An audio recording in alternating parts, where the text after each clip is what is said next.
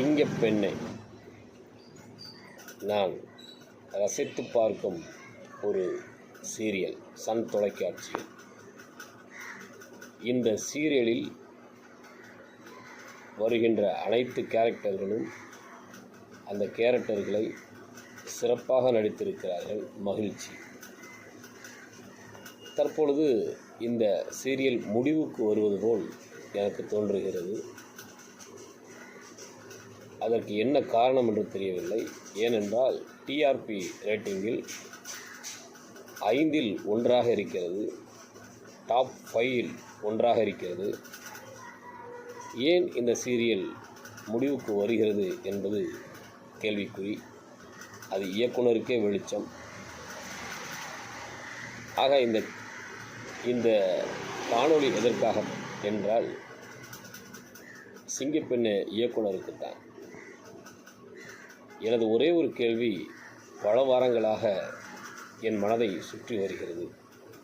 உங்களிடம் கேள்வி எழுப்புவதற்காக. அந்த கேள்வி என்னவெனில், 2024ஆம் ஆண்டு பிப்ரவரி 19 111வது எபிசோடில்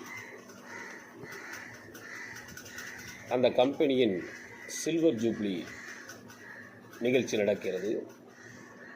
அங்கே மது போதையில் அறைக்கு வருகிறார். அதற்கு முன்னாக ஒரு சிறு பிரச்சனையில் மயங்கிய நிலையில் ஆனந்தி இருக்கிறார் தனி அறையில். அந்த காட்சி முடிந்த பிறகு சில வாரங்களுக்கு பிறகு வில்லனால், கிராமத்தில் இருக்கின்ற சுயம்பு என்ற வில்லனால் ஆனந்தி புதைக்கப்படுகிறார். அவரை மீட்டெடுத்து அன்புவும் மகேஷும் வைத்தியரிடம் எடுத்துச் செல்கிறார்கள். வைத்தியர்